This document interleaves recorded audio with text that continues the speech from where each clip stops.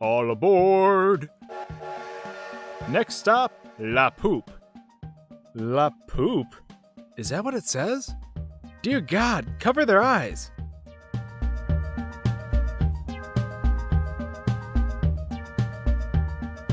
Animal Crossing was a pretty interesting game for me. My older brother was the first one to play it, and unfortunately due to the 57 blocks that the game required to save on our memory cards, we didn't have enough room for each of us to have our own town. So that's pretty much how La Poupe was born. What's La Poupe, you ask? Well, that's the name of the town that my younger brother and I had to share. We managed to delete enough stuff off one of our cards to find room for another town, and La Poupe was the hot mess we spawned. This wasn't the first time we had to share a save together, and it pretty much stemmed all the way back to when we originally shared a save on Pokemon Blue. I digress though. I'm not entirely sure why we even landed on the name La Poupe. I think our expectation was that we would essentially wreak havoc upon my older brother's town somehow, so we took a very non-serious approach to it all. Of course, we spent most of our time hoarding large amounts of fish and essentially draining the land of all its natural resources. Pitfalls and signboards were a hot commodity, as they were used to prevent my older brother from visiting our town. Since signboards can't be removed unless you plant them in your own town, you could use them to block off entrances and then surround them with pitfalls. Or at least that's how it worked in my memory. Truthfully, I can't remember if we had any success with doing that or if it was just on our dastardly to-do list. Aside from our brotherly shenanigans, this shape-shifting town of Animal Crossing captured a very interesting feeling for me. As a child, I was hardly independent even though I like to think I was. When we are younger, we often feel like we are king of the world, and that we mostly don't have to think about the worries of life. The concept of moving to a new area wasn't foreign to me, but the concept of going by myself was. In some way, this game gave me a small taste of what that was like. I don't think I fully understood it back then, but looking back at it now, I think I can appreciate it more than ever. For all the time we spent in Animal Crossing, our characters and our town both grew and prospered.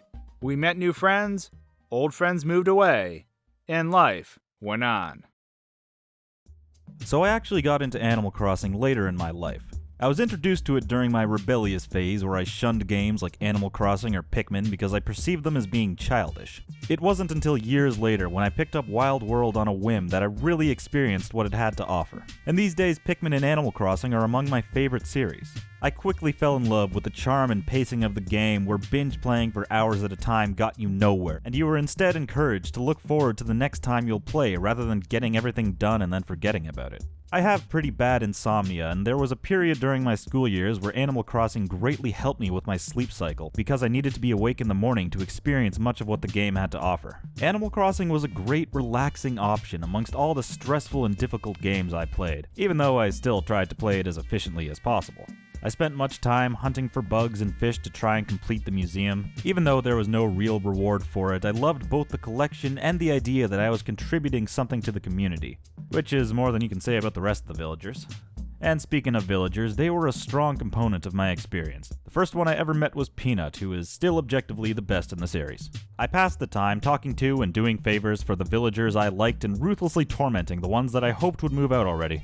You know, the funny thing is I actually had a villager who was angry at me because she was waiting in the same spot for 155 months. But when I think about it, it's actually sort of depressing and not funny at all.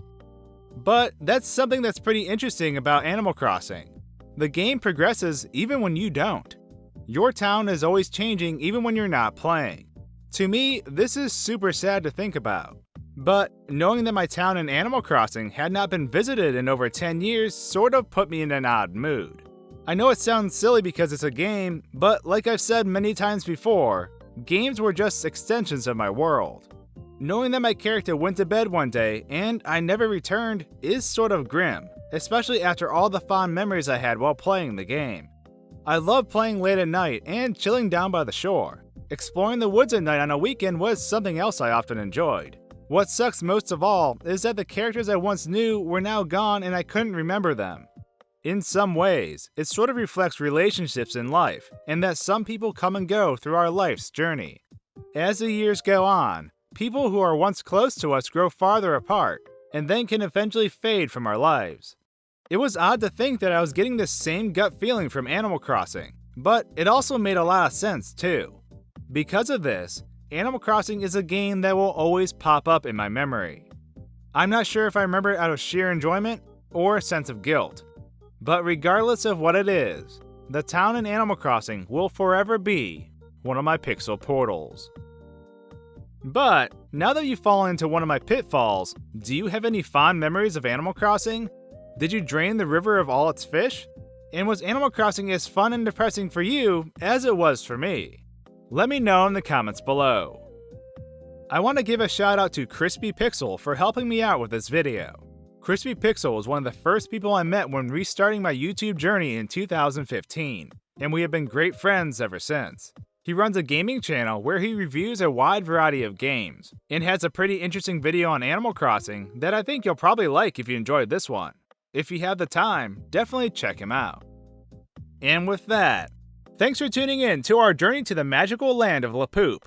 If you'd like to join us on our YouTube voyage and help us bury pitfalls around the clock, then the subscribe button is just what you're looking for.